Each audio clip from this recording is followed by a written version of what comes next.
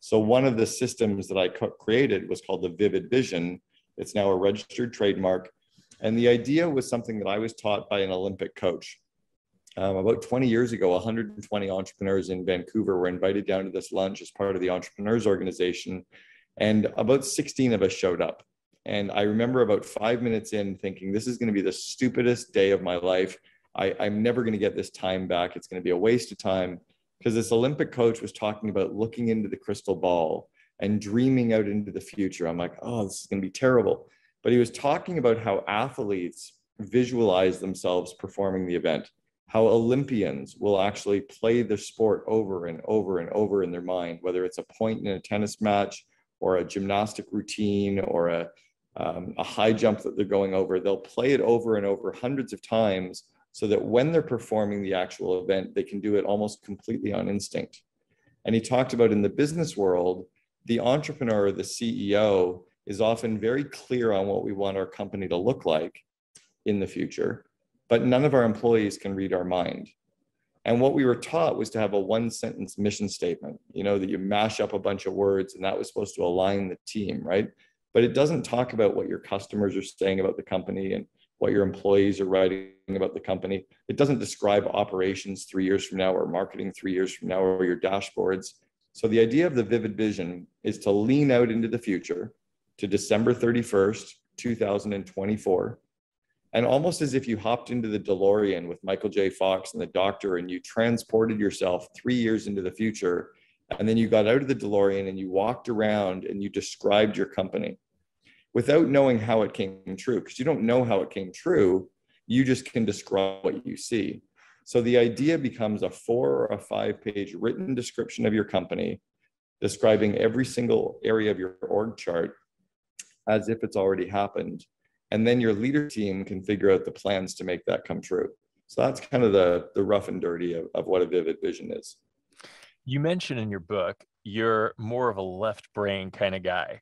So for the linear logical thinkers who might have a challenge with things like conjuring up pictures, what do you say to them?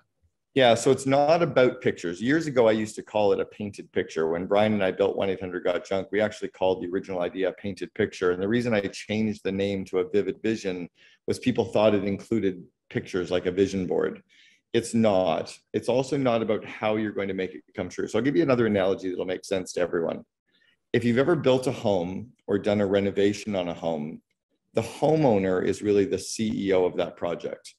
But 99% of the homeowners can't do electrical, they can't do the plumbing, they can't hang the cabinets, they can't do flooring, they can't pour a foundation, they're not putting up the walls, but they're clear on what they want to build. They're clear on the vision of what they want to build. And if they describe the vision of what their home's going to look like and how it's going to be used and how many rooms, and maybe they show drawings or sketches, the contractor can create blueprints or a plan to make that vision come true.